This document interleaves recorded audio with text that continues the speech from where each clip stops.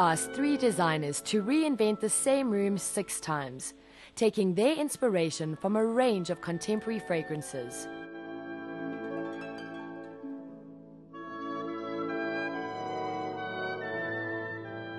The second designer to take up the challenge is Andrew Mackenzie of Andrew Mackenzie Design.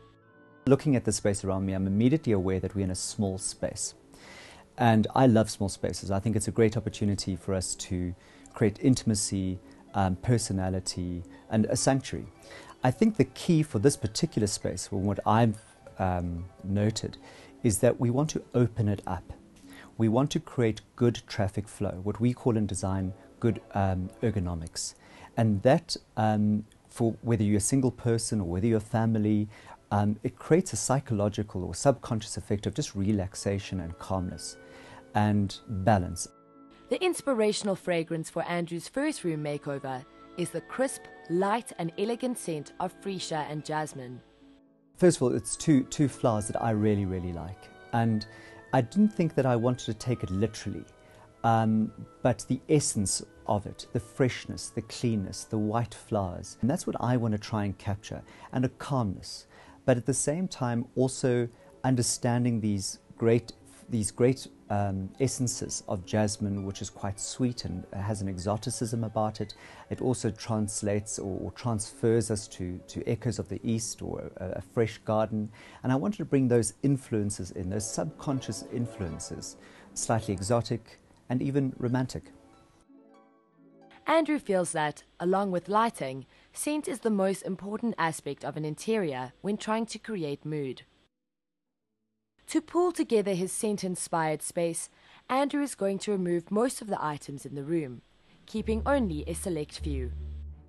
I want to try and save as much as possible. It's very easy to gut a room and throw everything out and have carte blanche, but in today's financial climate, I don't think that's realistic. And I think there's a lot of things we can save here. So I'm just going to rather do a soft makeover and keep the good bones that are existing. For example, we've got a great sofa here, and I think we need to keep that, and I think there's nothing wrong with it. I think some of the artwork, and artwork is a very personal thing, but regardless of what I like, I think the pictures and paintings that I've noticed around me, whilst being beautiful, are out of scale in relation to the furnishings and to the wall spaces that they've been mounted on.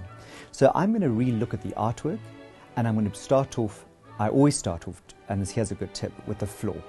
Frame your set, otherwise you're getting floating furniture and it doesn't come together. After clearing out most of the room, Andrew realizes that some of the furniture is restricting movement and making the room feel smaller than it is. This is going to be the focal point of my room, and I think every room needs a focal point. And what you're going to see, I'm certainly not going to let the cat out the bag at this point, but I feel that from a traffic flow point of view and from a proportional point of view, this particular chair is a little bit cumbersome. And we've got a lovely bay window behind us, and I just want to accentuate that. So I'm going to be using this space as the focal point. With the room empty, Andrew starts bringing in the first new elements, which include a multi-purpose glass desk in the focal area, a large, oversized rug to make the room feel cozier yet larger at the same time, masses of flowers in tall vases to accentuate the height of the room, and a huge painting to completely cover the walls.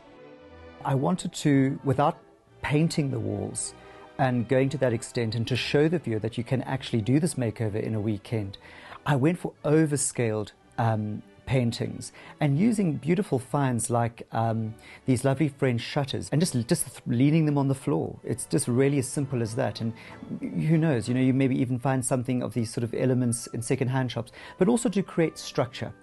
If we look at the shutters, it elongates the room. It helps us to produce the illusion of height and open up the room. And of course, mirror. I think we all know that mirror is the best party trick in any interior. Next, Andrew starts bringing in the finishing touches. He layers the desk with bright flowers, elegant silverware, crystal decanters, and candles for ambience.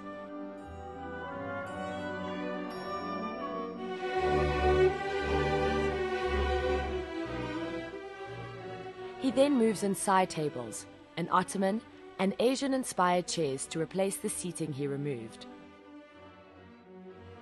Finally, some personal touches for the family and throws for the couches.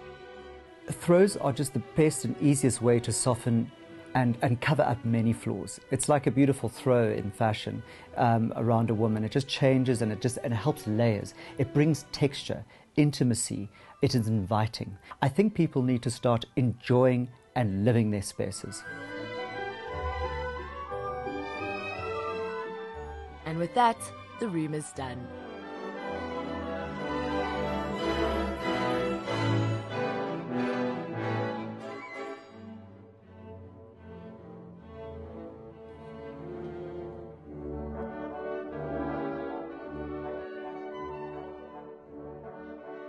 Well, I think I've personally moved in.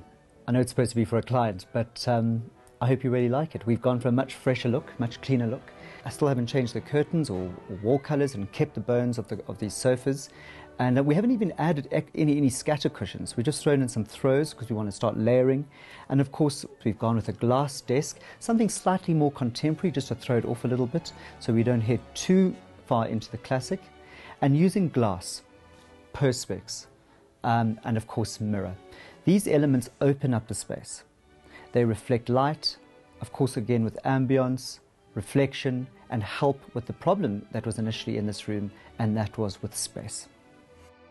For me, what the jasmine and freesia range or scent was all about: clean, fresh, soft, exotic without being heavy.